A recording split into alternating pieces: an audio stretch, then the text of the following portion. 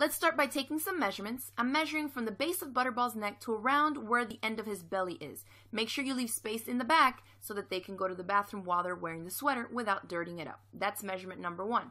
Measurement number 2 is right around here. You want to take the circumference of basically the chunkiest part of their belly and then jot that measurement down as well. So here's a recap of what I got. The length across the top of his back, I got 15 inches, and then the belly circumference, 24 inches. The fabric I'm using for this project is polyester fleece, which works out great because it's machine washable, it's soft, it's warm, and it stretches, so it's going to allow the dog to move around freely. Notice that the fleece stretches a lot more in one direction than it does in the other. So we want to make sure that the circumference measurement we took off the dog is what's cut along the stretchiest part of the fabric. It's the same like when we make clothes for ourselves, that we always want the stretch of the fabric going from left to right across the body. Well, that's what we're doing for this project as well. So in this direction, I've cut it 15, the exact measurements that I took off the dog. This is the length from his neck down to the base of his belly, 15 inches that way, and then 24 inches for the circumference, which has been cut along the stretchiest grain of the fabric. Once you have the main body part of the sweater cut out, we want to figure out what's the pretty side and the ugly side of the fabric. So if you tug on one raw edge with fleece, it will automatically curl towards the ugly or wrong side of the fabric. So I know that that's this side. So flip it so that it's pretty side facing up, and then we're going to fold it across lengthwise, matching up these two shorter raw edges here.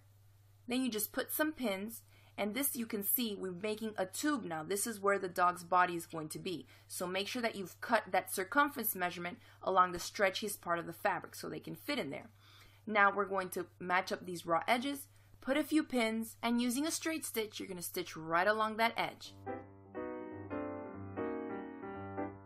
Once that seam is sewn, you want to reach in there and flip it so now that the right side or the pretty side of the fabric is facing out, and then set this piece aside. Now let's work on the neck, and to figure out the measurements of this piece of fabric, let me tell you how I came up with it. First, notice this is a lot wider than the neck part. So in the neck, the dog is usually smaller, so we needed to taper off a little bit so it's nice and snug, kind of like a turtleneck, right? And so to do that, here's what I did with the measurements. I took my circumference measurement, right, the one that we cut along the stretchier side of the main body part of the sweater. I took that and I subtracted 8 inches.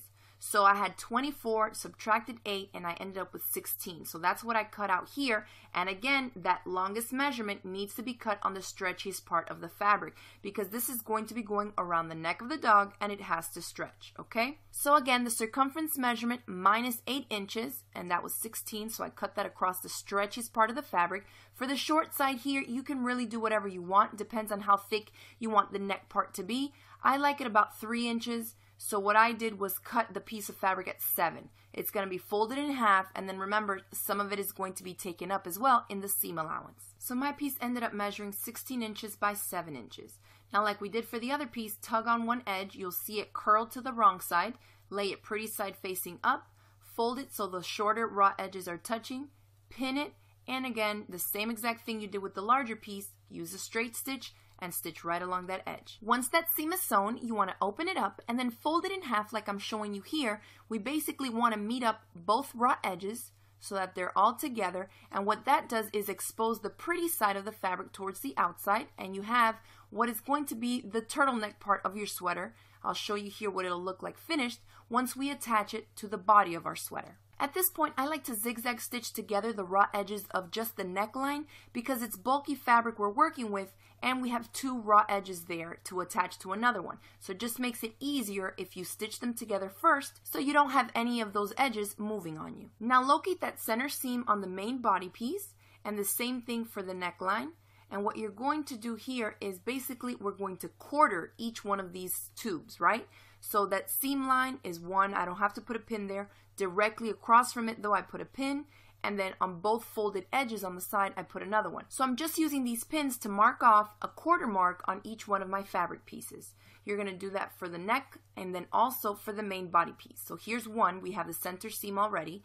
Directly across from it, place a pin to mark the other side, and then on both sides again. Now making sure that both of my pieces are with the pretty sides facing out, we're going to start matching up these seams.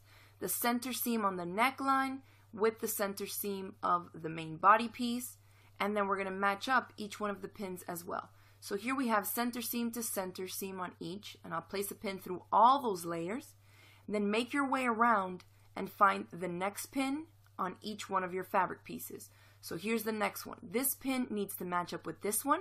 I can remove one, remove the second one, and pin through all the layers. So I know that they're matching and they're right where they need to be, okay? One quarter off the other with the other quarter off the larger piece of fabric means that each one of these fabric pieces have been equally distributed. So we know that if we stretch one out to stitch it to the other, it's all going to match up nicely.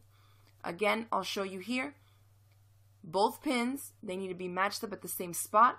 I'm going to remove one of them, take off the other, and then use it to pin through all the layers, the neck and the main body piece, okay? Now you can see the neckline is a lot smaller than the body piece, so this is all I have to work with here. So this tells me that when I'm sewing, I need to pull on the neckline only, not on the main body piece. Remember, this was all cut on the stretchiest part of the fabric, so if you pull on any of these, it's definitely going to stretch. And it may look like a lot of fabric to accommodate, but trust me, this stuff stretches really well. You can see that when I stretch out the neckline, it already matches up. So that's what you need to do at the sewing machine while you stitch. Go from pin to pin, stitching just the neckline so it matches perfectly with the larger body piece. To stitch this up, go ahead and remove your extension table or the supply case on your machine to expose the free arm. Also make sure that you're using at least a 90-14 needle. We're working with fleece and a lot of bulky layers here, okay? So you definitely don't want to break a needle. So what I like to do is actually to work with the neckline part towards the bottom, touching the feed dogs. I just find that it's easier for me to tug on it when it's that way, and I can keep an eye on the body piece that I am not supposed to be stretching a little bit better if it's on top. So notice I have all this fabric to work with right on top, and now from underneath I'm pulling on the neckline fabric. And if you want, you can help it by pulling it a little bit on the back as it's stitched through, okay? So don't pull the top fabric, just tug on the bottom one, which is the neckline, and continue to do that all the way around from pin to pin until you make your way around. Now we got to make the leg opening, so find the side that has the seam running down the center, and that's where we want the openings to be, because this seam needs to run down the center of the dog's chest, okay? So like you see on this one here. Now to do that, one thing you want to keep in mind is that you don't want to make these circles too big. Because this is the stretchiest side of the fabric, remember this is going left to right on the dog's body, these holes will stretch, and they will stretch a lot. So I suggest cutting the holes smaller than you think you need to have them, and then seeing how it works when you try it on the dog, okay? So what I do is actually fold this up so that that center seam is on the edge, towards the bottom edge here towards me, and then I'm going to make some marks, so I only have to cut one circle out, and I know that it's going to be symmetrical and cut right through to the other side, okay? So to do that, I came in about an inch or an inch and a quarter in from the edge. Obviously, if you have a larger dog with a broader chest, you want to adjust these measurements accordingly, okay? This is for a 4-month-old pit bull puppy, and so I'm coming in about an inch or so in this way, right here, and then about, I think, 3 inches or so down from the neck, the bottom of the turtleneck part, okay? So just eyeball it. Since they stretch, you can kind of work it in there with their legs, and you'll have a little wiggle room. Just know that, you don't want to make it way too close up to the neck because that's not where their legs are, and you don't want to have it right in the middle of their belly either. So just eyeball it, and if you want, you can take some other measurements as well to get it more accurately. So measure around something small and circular. Without moving the fabric, I pin around the edges to keep everything steady. Cut inside the circle, go through both layers, and then cut that out. Once you remove your pins, you'll see that you have 2 perfectly made leg openings right in your sweater. Now because the fleece doesn't fray, we're going to keep it super simple and leave it just like that. I don't have to hem the leg openings or anything, but you can hem the bottom if you want to. You see, for this one, I just folded it under and zigzag stitched it down. On this one, I'm just going to leave it as is because it's not going to fray. Again, it doesn't look as professionally made, but it's still going to serve the same functional purpose either way, okay? You can also embellish this. Fleece comes in tons of different fabric prints, but if you're using solids, you may want to embellish it with something like this, which is a superhero emblem that I did with the letter B for Butterball. And so I'm going to show you how to do that now. So here I have a plain one that's just done in blue. And I've actually provided you all with the free downloadable template for this little superhero emblem. And you can click on the link in the description box below to download the PDF. Then all you have to do is print it out, cut it out, and then use it as a template to cut out your little superhero emblem out of your fleece fabric. And then I freehanded a letter B for Butterball.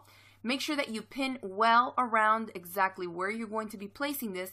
I like to use a zigzag stitch and just zigzag stitch all around everything. Basically, you're machine appliquing this on. And just take your time because the fleece is so bulky and it stretches as well. It may take a little getting used to. And that's it, guys. I hope you enjoyed this video tutorial. If you did, make sure you hit it with that thumbs up below. Share it across the different social media sites. And don't forget to click open that description box. I've included links on where you can find the same fleece I use for my project here and where you can download that superhero emblem. Thanks again for watching. Don't forget to subscribe to my channel, and I'll see you next time. Thanks for watching, and don't forget to click the link below in order to find out more.